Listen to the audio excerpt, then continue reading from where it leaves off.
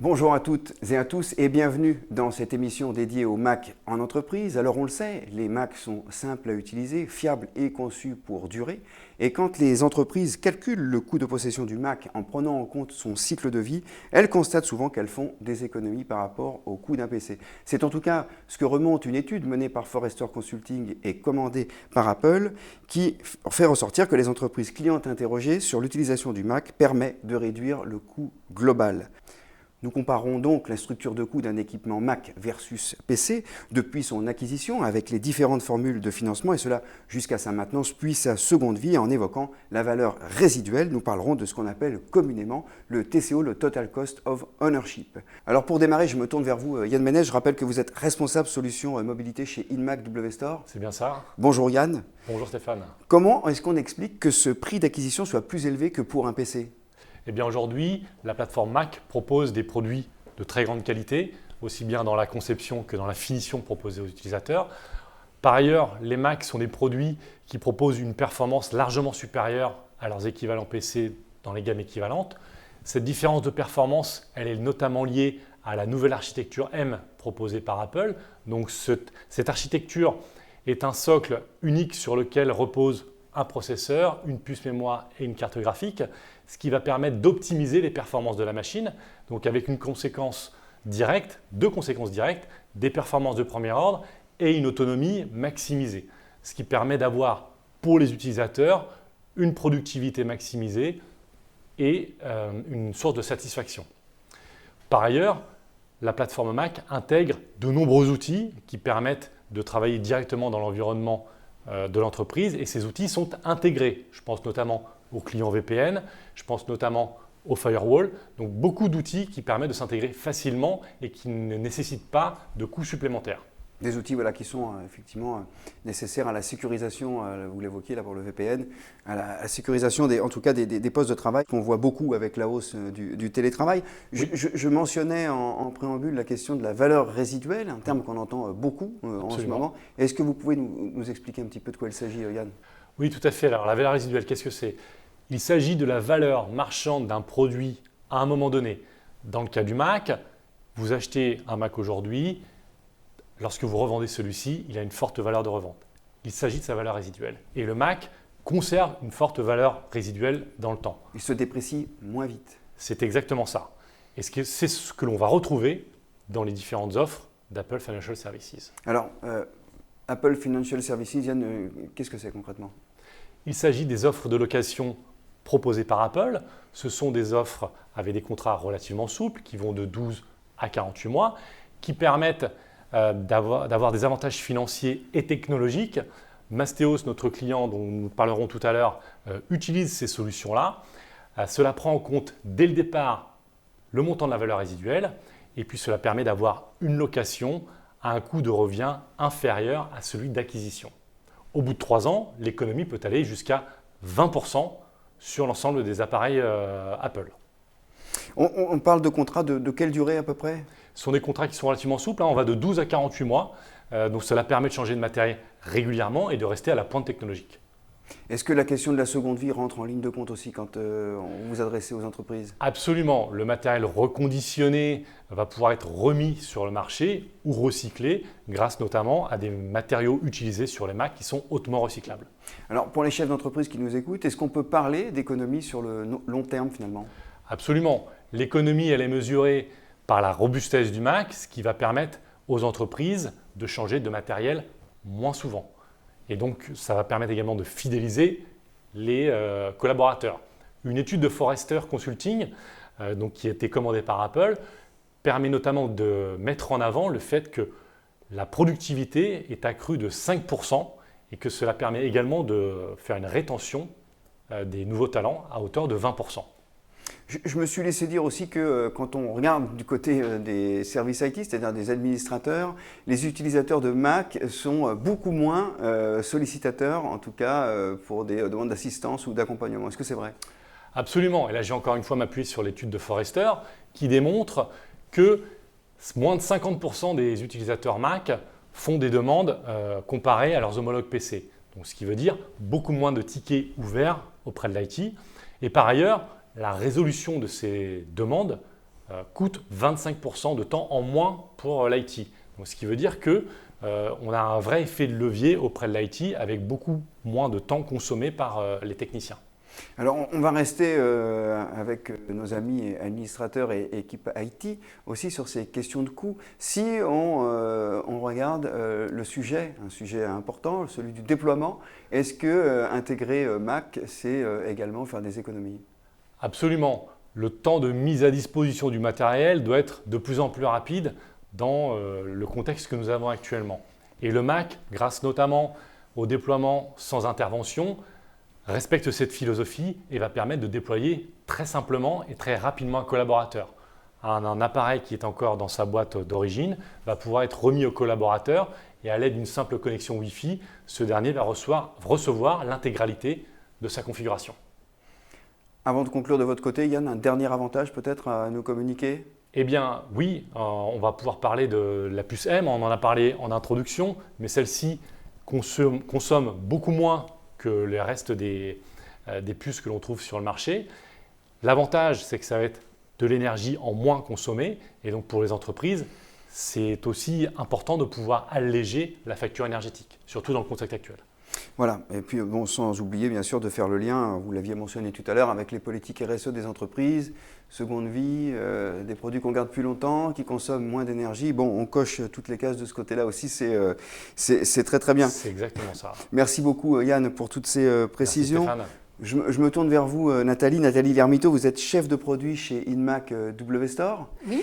Est-ce que vous pouvez, en quelques mots, nous dire comment Inmac WStore accompagne justement les entreprises et les dirigeants sur ces choix de machines, en tout cas sur les calculs de coûts, toutes ces choses qu'ils ignorent peut-être probablement? Inmac WStore accompagne les entreprises tout au long du cycle de vie des appareils. Nous avons mis en place une offre de services flexible, complète et dédiée au Mac. Nous disposons d'un stock de 12 000 mètres carrés, ce qui nous permet d'assurer une grande disponibilité des produits Apple à nos clients.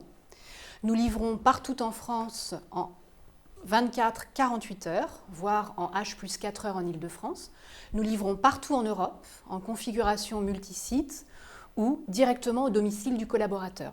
Nous proposons également les services d'assistance technique Apple Care, mais également une offre d'échange appelée Swap J+1, qui garantit au collaborateur le remplacement de son Mac qui serait cassé en J+1. Et grâce au déploiement Zero Touch, eh bien, le collaborateur retrouve tout de suite son environnement de travail. Qu'est-ce que vous auriez comme argument pour rassurer ou inciter ceux qui sont encore touchés par certaines réticences?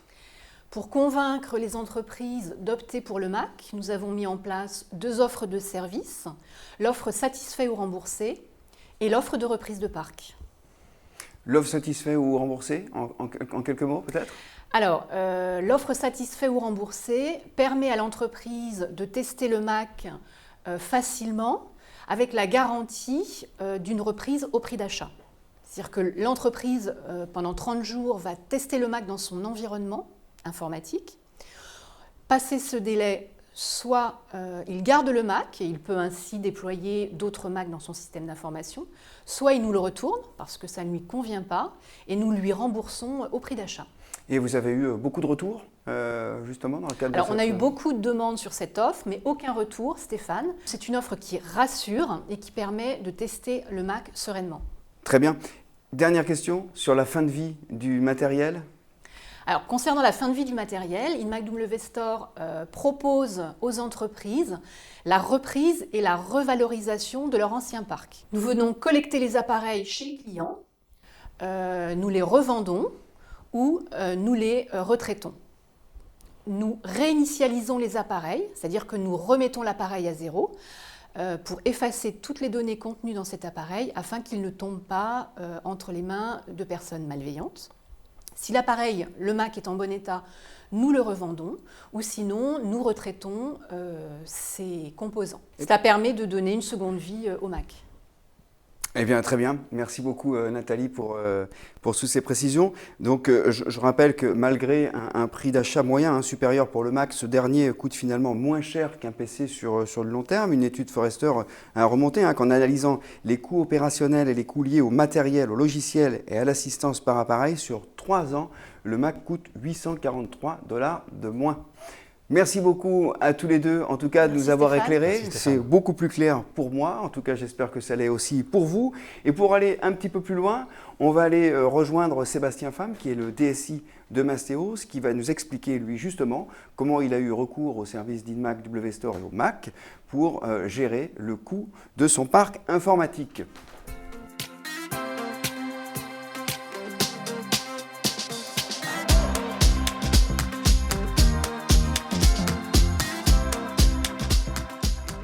Sébastien, bonjour. Bonjour Stéphane. Sébastien Pham, donc je rappelle, vous êtes DSI de Mastéos. Tout à fait, oui. On va parler avec vous de TCO, de Total Cost by Ownership, mais avant de rentrer dans le vif du sujet, peut-être une rapide présentation de Mastéos, de son métier. Oui, Mastéos, c'est une société créée il y a 3 ans et nous proposait pour le compte de particuliers de réinventer l'expérience dans l'investissement immobilier en les accompagnant sur la recherche de biens, le financement, la rénovation et la mise en location, tout ça pilotable au travers d'une application mobile. Mastéos, on est en termes d'effectifs, on est sur quel nombre? Alors, société en hyper croissance, aujourd'hui nous sommes 400, nous avons doublé nos effectifs quasiment en 6 mois. Voilà. Oui, alors effectivement, avant de rentrer sur la question du coût, vous êtes le DSI, donc quel parc informatique vous avez entre les mains? Aujourd'hui, un parc exclusivement constitué de produits Apple. 90% de nos équipements sont des produits Apple, choix fait par nos salariés. Donc choix fait par vos salariés, parce que la politique de la maison, c'est de laisser le collaborateur choisir son poste de travail? Tout à fait. Nous sélectionnons les équipements en fonction de la typologie de poste et chaque salarié ensuite, au moment d'intégrer la société, choisit l'équipement avec lequel il souhaite travailler. Alors, vous avez dit que c'était un parc qui était essentiellement composé de Mac. Quel est le coût d'un parc hétérogène comme ça? Et est-ce qu'on est dans cet a priori qu'on a de se dire qu'on a un parc avec des Mac, donc c'est plus cher? Effectivement, l'a priori, je l'avais également à mon arrivée dans l'entreprise. Et le modèle d'acquisition avant mon arrivée était peu avantageux. Mais grâce aux solutions proposées d'Apple Financial Services, suite au conseil de notre revendeur Inmac WStore, j'ai pu me rendre compte très vite que les équipements pouvaient nous revenir moins cher que des équipements traditionnels type PC. Parce qu'avec Apple Financial Services, donc, vous avez la possibilité de souscrire un contrat de location, plus que de rentrer dans une phase d'acquisition du matériel. C'est aussi ça, non? Tout à fait. Nous, en tout cas, nous sommes dans un modèle où nous louons nos équipements. Et en fait, l'acquisition n'est quelque chose qui n'est pas dans notre choix, car au bout de 3 ans, l'équipement, ce qui est intéressant, c'est de se dire qu'il va être recyclé, qu'il aura une seconde vie, et nous permettre également de renouveler notre parc de façon régulière. Le modèle d'acquisition présenté par Inmac WStore nous permettait d'avoir des coûts de mensualité plus faibles, de par le fait que la machine a une forte valeur résiduelle au bout des 3 ans, ce qui permet de réduire la mensualité des loyers. Et au final, lorsque j'ai fait des projections financières, je me suis rendu compte qu'avoir des Mac en leasing revenait moins cher qu'avoir des PC en leasing. À configuration égale? À configuration parfois même supérieure. En termes de coûts, justement, puisque c'est un peu la question qu'on se pose, et c'est ce qu'on a envie de savoir, les économies, elles sont de quel ordre à peu près? Avant d'arriver dans l'entreprise, avec le nouveau modèle auquel j'ai adhéré, on a pu réduire les coûts de 50%. C'est quand même conséquent. L'accompagnement Inmac WStore a permis de faire ces économies. Et surtout, auprès de la direction financière, se dire, voilà, aujourd'hui, être complètement équipé de Mac revient pas plus cher en tout cas, même moins cher, et ça nous a permis donc de répondre aux besoins de nos collaborateurs. Et aujourd'hui, ce besoin, il est essentiel. Un collaborateur qui utilise une machine avec laquelle il se sent à l'aise, c'est une garantie de productivité et également de considération pour l'entreprise, des données très importantes pour nos sociétés, sans pénaliser nos budgets. Vous faites des économies aussi en termes d'assistance, parce que c'est des utilisateurs satisfaits qui ont moins de problèmes avec leur machine, puis qui appellent un petit peu moins souvent le service IT. Moins de support forcément lorsqu'on est à l'aise avec son équipement, c'est sûr. Et est-ce que vous avez souscrit à une autre offre que AFS, Apple Financial Services? Oui, également à l'offre Apple Care Enterprise, qui permet du coup de garantir un arrêt de prod limité en intervenant sur site en cas de panne en J+1. Et en tant que professionnel, limiter l'arrêt de prod, c'est essentiel. Eh bien, merci beaucoup, Sébastien, d'avoir répondu à nos questions. Merci Stéphane. Je rappelle que vous êtes le DSI de Mastéos. Merci également à vous toutes et à vous tous de nous avoir suivis. Je rappelle que sous cette vidéo, vous trouverez un lien vers le livre blanc dédié au coût de possession du Mac en entreprise. Merci et au revoir.